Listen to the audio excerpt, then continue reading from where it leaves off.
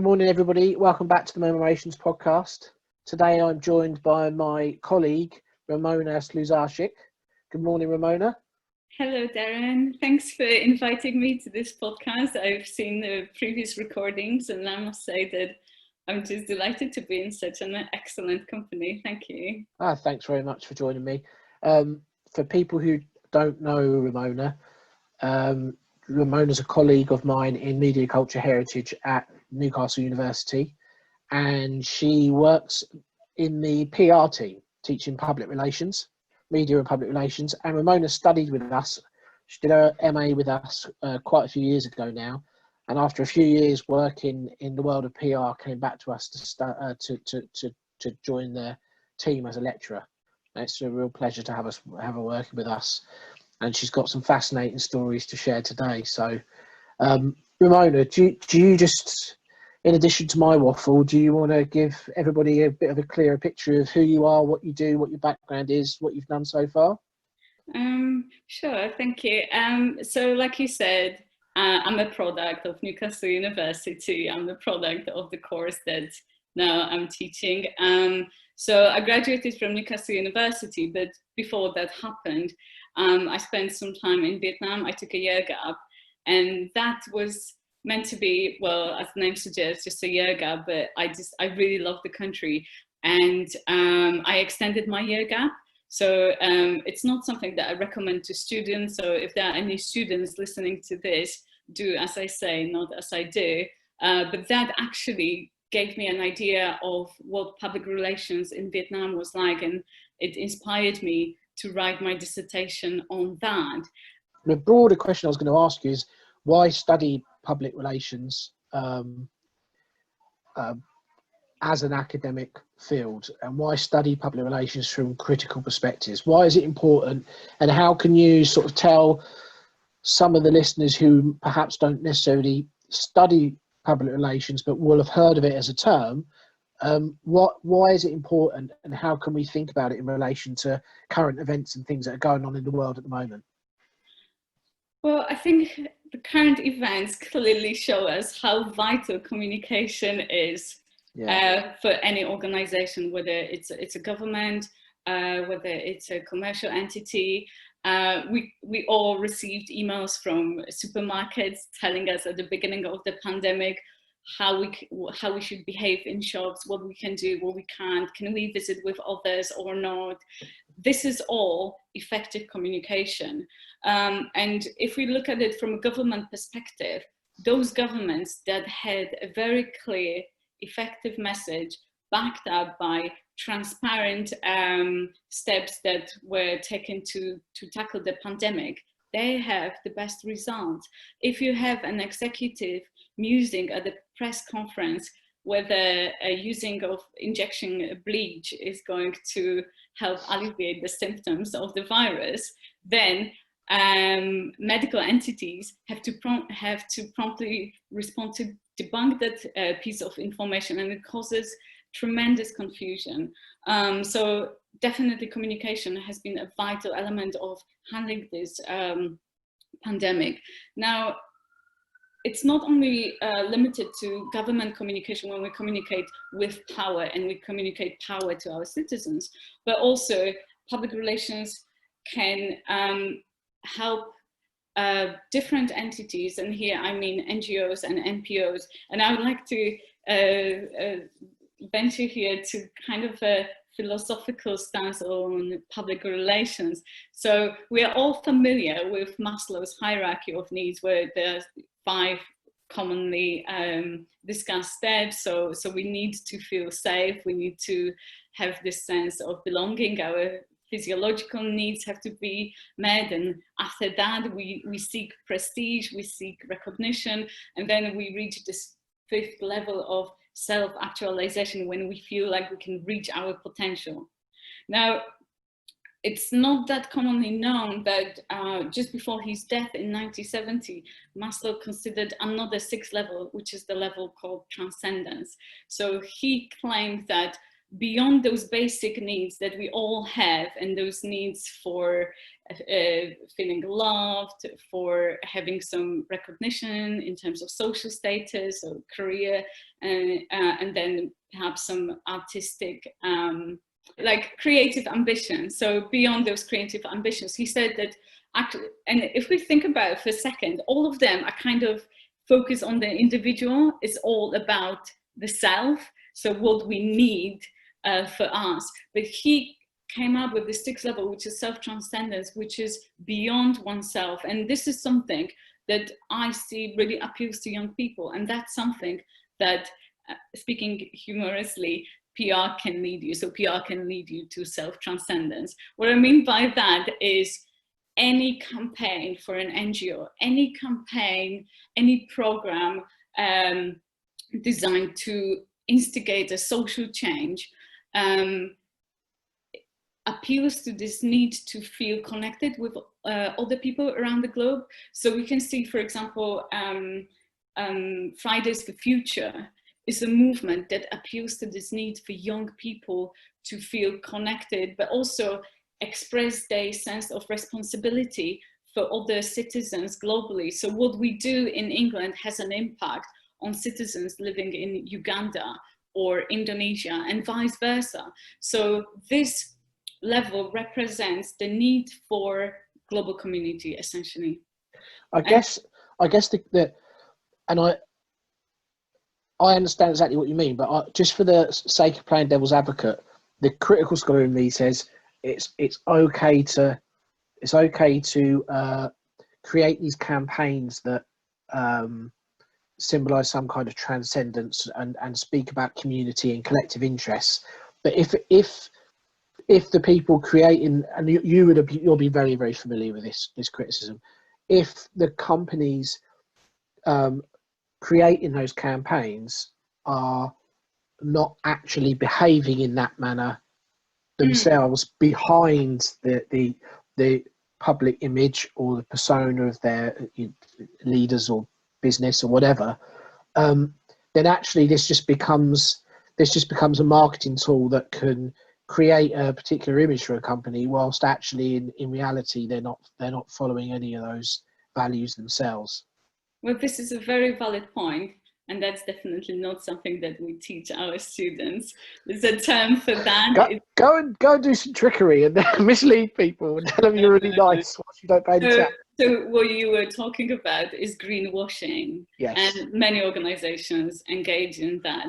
And what we teach our students is that, well, it's unethical, it creates damage to the society at large, but also not only to the, let's say, reputation of those organizations that find out eventually, because they always will get found out, but also it undermines our profession.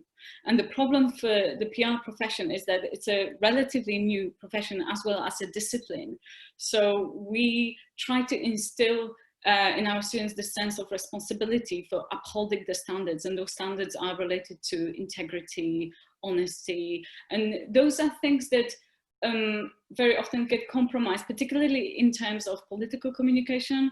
So if we think about like the last general election in the UK, where we had those instances of one party establishing or just changing the name of the Twitter account, so it appeared there was an objective voice where it wasn't.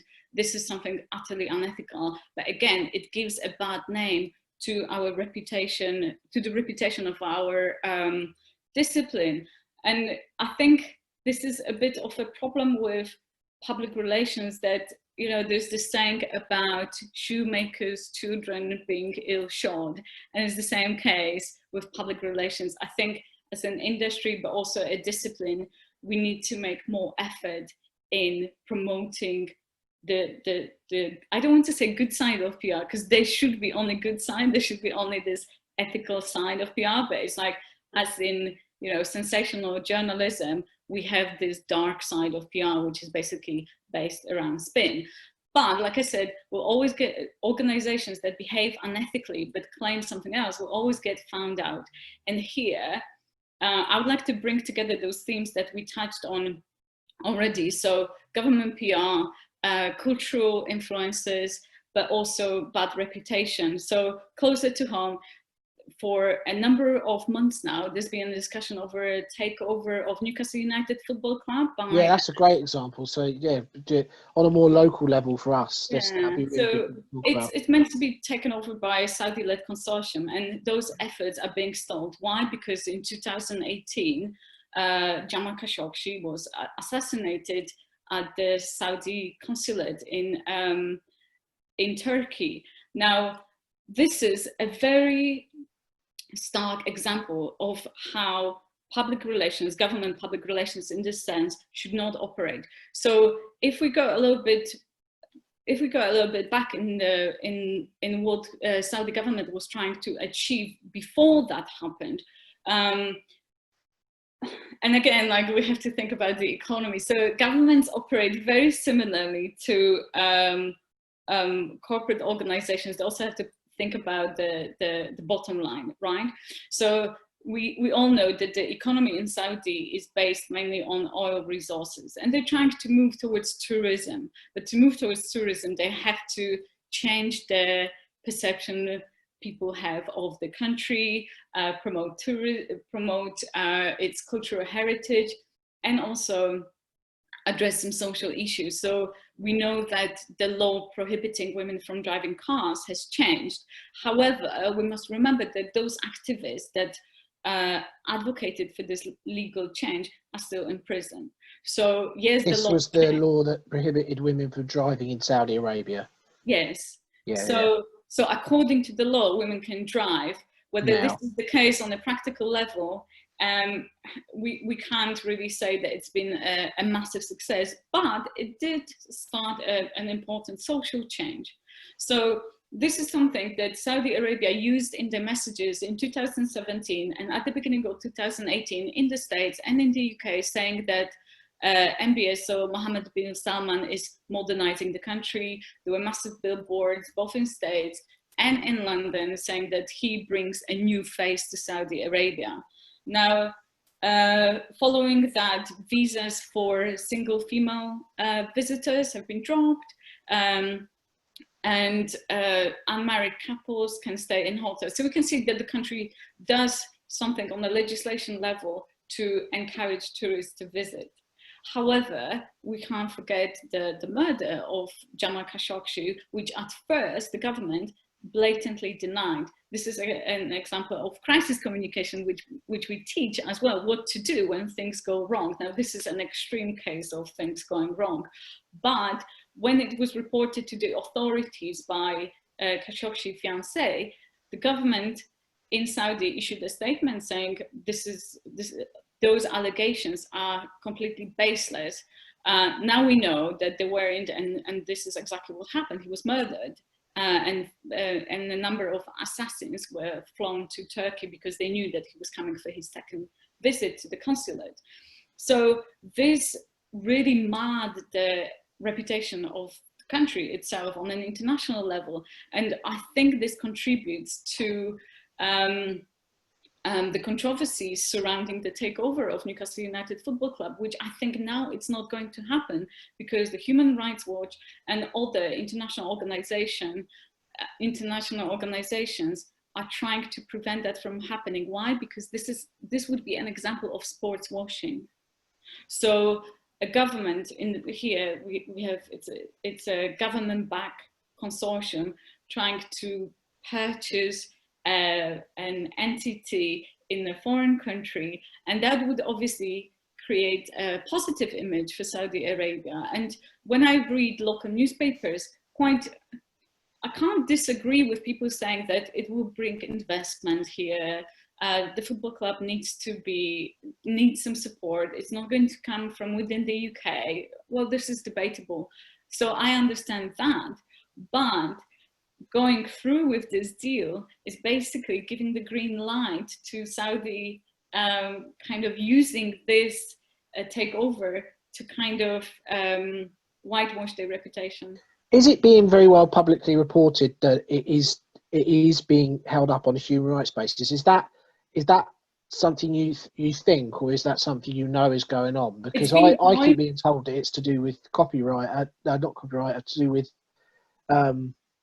piracy yeah. of Saudi. There was a streaming in Qatar. So I know that this is one of the elements that is being used to persuade the Premier League not to okay that.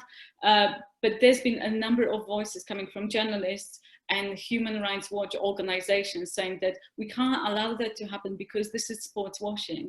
And this is not the first time that we are witnessing something like that. Any international sports competition that is held in a country when human rights are being violated is put to question. So if you think about FIFA in Qatar, Nepali workers keep dying there because of poor working conditions. So those countries, again, this is public relations, they're trying to enhance their reputation on an international scale because it helps them to strike trade deals, and it helps them with diplomatic efforts. But because the work is not done on the ground level, so whatever they say is not backed up by what they do, this still has a negative impact on their reputation. And again, this is against the principles we teach our students, but we teach them those principles by looking at those international case studies. But this is a tension in public relations that's existed before the term public relations actually came about, because propaganda was, I don't know if anybody's familiar, you're obviously familiar with Edward Bernays. Do you want to tell people about the move from propaganda to PR, or is the term PR the way that the term PR came about?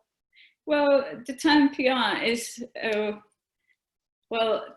I think it was in the 70s when there was over 400 definitions of public relations already. So there's some international consensus now. So generally it's perceived as building a mutual understanding and mutual support for each other, like between businesses, NGO organizations, governments, and the publics. So to have this mutual relationship, we need to have a high degree of transparency, whereas propaganda is just one way. Now the problem is that, do people actually, this is the problem, and it's a massive problem, do people actually want this mutual level of understanding? Do they want to learn about organizations, or do they want to be told what to do? And this is why PR is practiced in very different ways in different countries. So in most of authoritarian countries, it's very difficult to talk about PR if we look at what the government does, because information is being controlled, it's being censored. So there's this sense of manufacturing consent from the side of PR practitioners. Now, it would be very presumptuous and kind of arrogant of us to sit here and just wag our finger when our governments are not like completely sane. But there is a distinction between propaganda and what we call public information. So yes, propaganda is considered not to be that concerned with the truth, whereas public information, it might be coming, top-down communication, but the accuracy of the information is essential. Yes. So we do make that distinction. Yeah. And I guess that's the concern with the way in which the government are communicating in the UK around COVID is the phrase they adopted was, we're following the science, we're following the science, we're following the science. Now the question is, how often were you following the science, and how often did you cherry pick the science that suited the message you wanted to portray? Exactly. And also, I think the claim itself is misleading because, well, as the Prime Minister said last week or 2 weeks ago, they were informed by science, but ultimately the decisions are, up to them, which is true. And should the public investigation into the handling of the coronavirus in the UK follow, it's the executive who's responsible. It's not the scientists. Like they were on a committee and the government listened to them, but ultimately they made those decisions. And I think those decisions will be scrutinized, particularly in terms of how quickly the lockdown was imposed, because I think most of us will agree that it was way too late. And I've been telling you earlier on that there are some countries that are highlighted as, like, I don't want to use the word winners, but highlighted as like stellar examples of how they handle coronavirus. And it's no coincidence that the Prime Minister of New Zealand has a master's degree in PR and communications. So the way the messages they disseminated were very clear, very concise, but also she utilized effectively social media when she hosted those prime ministerial sessions from her bedroom and responded to her citizens in real life, which didn't happen here. But one of the examples where I want to talk about propaganda and like its positive aspects, but I want to, again, make this distinction. I'm not talking about propaganda when we disseminate fake news and misleading information, but the public information model. So an example of a country that handled the coronavirus truly successfully, particularly from a communication point of view, is Vietnam. Vietnam is an interesting case study because of their proximity to China. They share the northern border. So their first coronavirus case was reported on the 23rd of January. And in the very same week, all schools got closed and they reopened only mid-May. And what is really striking is that the number of cases they've had was just over 300 and they had 0 deaths. Now, there's some skeptical voices saying that, well, maybe this is not accurate, it's a communist state, one-party state, but there's a number of international entities, including a scientist team from Oxford University working at one of the infectious diseases hospitals, who say there's been no cover-ups. But what they did was they closed the borders very quickly. Everyone had to undergo 14 days quarantine in really Spartan conditions because it was government funded and it's not a rich country. But at the same time, I'm still like in touch with many expatriates living there. So they said that, yes, some of them were held for 2 weeks. They were fed, tested many times a day. Interestingly enough, 40% of those who tested positive didn't display any symptoms. So this really shows how scary this virus is. But like I said, in Vietnam, the government, it's a one-party state. There's a lot of censorship going on. So promoting democracy openly usually leads to being imprisoned. So the censorship is very, very strong. But the first thing people notice when they come to Vietnam is those massive propaganda billboards, and they always like display a selection, like a sample of the population. So we have a priest, even though the government is very opposed to Christianity because of their history and there's quite a few political sensitivities surrounding that. There'll always be a farmer, there'll always be a woman in a conical hat and white dress, which is called ao. There'll be a factory worker and there'll be a white collar worker, and there'll be most likely Uncle Ho, so Ho Chi Minh, looking at them from the cloud, and everyone will have like their eyes and hands possibly raised, and there'll be this call to cultural revolution. So it's got this sense of kind of aesthetics from like the Soviet era, right? But this is a very common vehicle of communication that the government utilizes throughout the country. So those billboards are everywhere in city centers, next to Louis Vuitton shops, as well as in small villages where you have farmers with water buffaloes. So this is something that everyone is really familiar with, and the government utilized them to spread the messages about the coronavirus. Now, mind you, there was no nationwide lockdown. They had a very effective track and trace system in place. So they only had local strict lockdowns.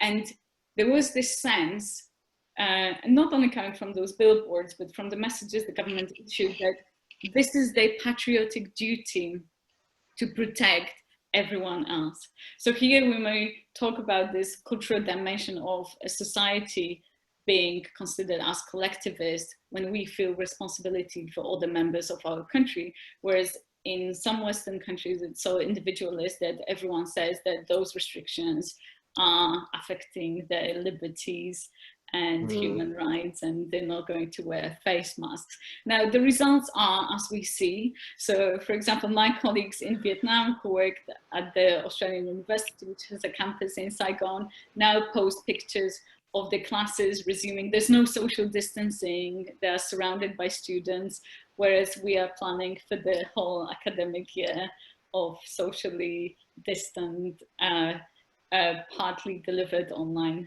modules. And I think this public inquiry into the handling of the pandemic here is going to reveal something that I think we already sense what the outcomes are going to be. It's going to be interesting, and how the public responses play out after that as well. Absolutely. You can imagine quite a polarized response. On this messages level, so we in PR we say that we need to be able to coin messages that are understandable by the publics, and it's all about them being concise, transparent, and easily understood. So here, I think at first government did a very, very good job coining this slogan, stay home, protect lives, save NHS. The message was really clear, and I think it did. My sense was that at the beginning, everyone was on board with the government, and everyone felt this duty to that, you know, maybe I would contract the virus, but actually I need to be mindful because of the citizens that I might pose danger to. Now, with the second message, staying alert, I think stay alert. Look out for bugs. I think it all went to tatters because they alert and control the virus. So we could see that on a level even of like how messaging between colleagues change from hope you're staying safe to humorous hope you're staying in control of the virus. So it just became something that the government did not handle well. And again, we're coming back to this idea of what reputation is, and reputation instills trust of our publics in what we do is what we say. And here the government did not perform well on that level, with the top advisor checking his eyesight in Barnard Castle, and then the father of the Prime Minister traveling to Greece. So again, this is when people become really skeptical of public relations. So this lack of blanket ethical approach causes damage to our profession, but also to organizations itself, and in this case to the government, because the government has really poor ratings, particularly in terms of handling the coronavirus crisis. But also this is where this call for public inquiry comes from, because people no longer trust the government that they follow the silence. And I think this is a reasonable claim. Yeah, I guess the added layer of complexity is social media as well, though, because there was, for all of the condemnation and criticism of Dominic Cummings in the press and amongst politicians and some parts of the public, other parts of the public, it almost increased their support for him through their sympathy for him, and saying, well, the press there are hypocrites, which in some cases they were, and the people outside his family home were hypocrites, which they were. And also people who decided they were loyal to this government and they're loyal to Dominic Cummings and other things that he stands for, actually just upped their game on social media and were like, this is old news, move on. You're just trying to look for reasons to get rid of him. So it's this whole other world that we never used to really have to think about. You see, like when we talk about like marketing, usually we say that this is the blood of the organization, we can sell things to people. I would say that PR, if we use this metaphor of a body, is the conscience of the organization. So again, we need to make sure that the organization stands by what they preach, essentially. And here we can say, yes, some members of the public stood by Dominic Cummings and the Prime Minister, some opposed, but actually this whole additional crisis was unnecessary. Yes. And it created further divisions in the society. Yeah, yeah. And that's another concern that keeps coming up in conversations, even on this podcast, is polarization. Really, it's that breakdown of conversation, and that binary way of thinking, and a lack of kind of just valuing civilized conversation where people might actually disagree, and it can be okay to disagree, but just this, I'm entitled to my opinion and that's all that matters and that's it, and you're either bloody snowflake or you're an artsy, or it's just this really divisive, this recurring and divisive kind of anger. Yeah. I guess I was talking to Karen the other week, it stems from fear. There's so many different things to fear that people are fearful of, that I just think is driving an anger that's pulling so many of us further apart. Absolutely. So if you think about public relations and its efforts being around building mutual understanding and trust, I think this is a very important discipline and a profession, and it can be really, really rewarding. And now you just mentioned fear. So I'll give an example of how public relations can make a huge change. And this is what students often find very, very rewarding. So in the past, I had the opportunity to work on a health campaign, and that was in Dubai, and it was about cervical cancer. So if you think about running a campaign like that in a society that is very conservative, and any connotations to sex in messages are a big taboo, it's a no-no basically. And all of a sudden, like the organization I worked for, it was a private healthcare, so they were promoting cervical cancer screening and also HPV vaccines. So in the first year, I think the number of patients who underwent free screening was about 800, but the following year it was 1,500.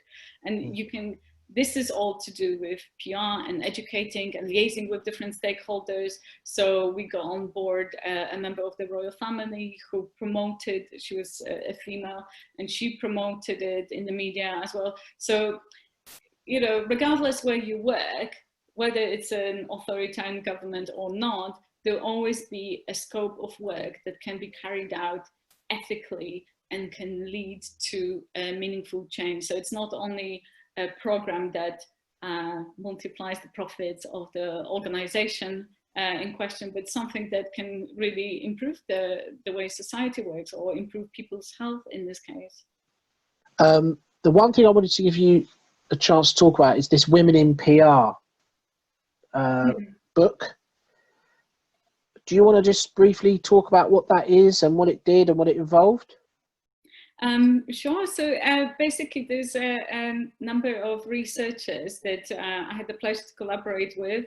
They are from Quadriga University in Berlin, and their concern is about how women working in PR are perceived and what kind of obstacles they face. Now, if you look at press coverage from Dubai, for example, it says that this is a great place for women in PR. And there's a number of high executives who are female, or a number of females from the royal family saying, we have like the best environment for women in PR. Right. On the legal level, gender pay gap is illegal, basically. So this is what it is like on the paper.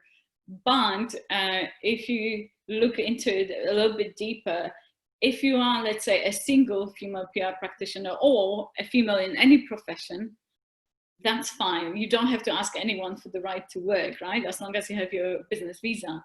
But if you are married, your husband has to give you a letter of no objection.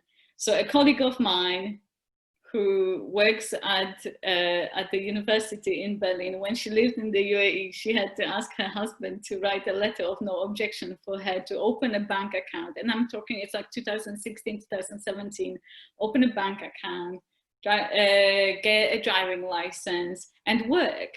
So this puts women in very precarious position, particularly women who are not from like Western countries, because this gives this kind of a way of power abuse, because it does place power in man's hands. Now in organizations, they are very, very hierarchical. So there's very little communication on a vertical level, like bottom up, it's top down. Now, what is interesting is that very often in this kind of cultures, people do accept the status quo because it makes them feel safe. This hierarchy gives them a sense of a place, and they are not inclined to question it. But this has a really bad impact on public relations, because, as I said, the role of PR practitioners is also to educate top management on how to be an organization with a good reputation inside out. So if PR practitioners don't have access to what we call the dominant coalitions of decision makers, then they can't have any influence on the decision-making process and how organization acts. So usually they'll be delegated just to being a mouthpiece of the organization. I'm not saying that the organization necessarily has to be unethical, but this is not something that we promote as a profession. As a profession, we should have the voice at the table where the decisions are being made.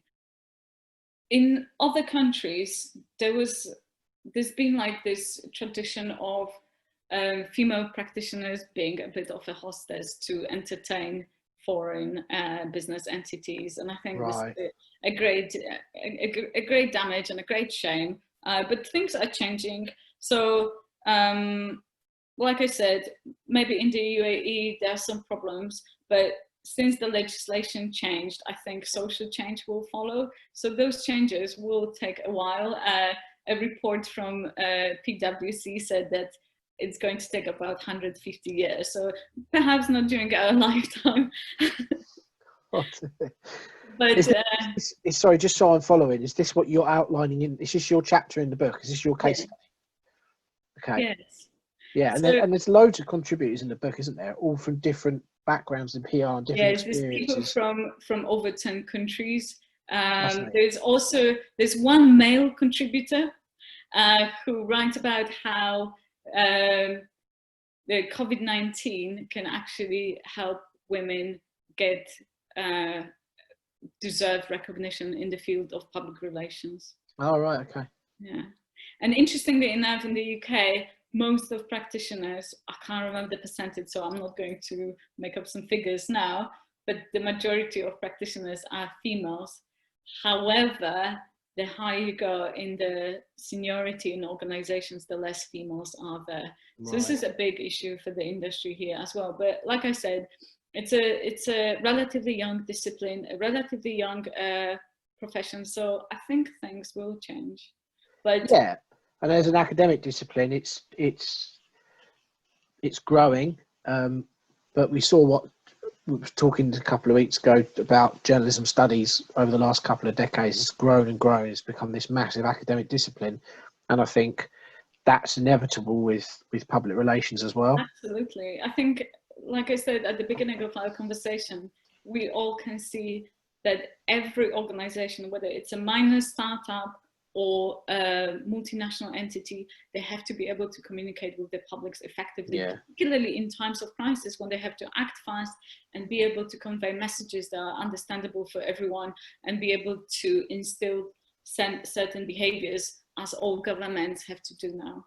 Yeah, I think that's a really important thing to take away from the conversation, really, is that teaching public relations and understanding the importance of public relations being an ethical practice, but also using that ethical practice as a critical lens to scrutinise public relations when it's not done well, is the really kind of constructive way forward for the industry and the academic discipline itself. So okay, well, we're definitely out of time. Time flies by when you're talking PR. I didn't realise. But thank you very much for coming on, and thank you very much for being a brilliant colleague, and also for making our students very happy when they come to the UK and study with us. I know they have a very good experience on our programmes, home students and international, and a large part of that's down to you. So thank you very much, and I hope people found your insights interesting today, and I'll speak to you again soon. Thank you. Thanks so much, Darren. Bye-bye. Okay, bye. Bye.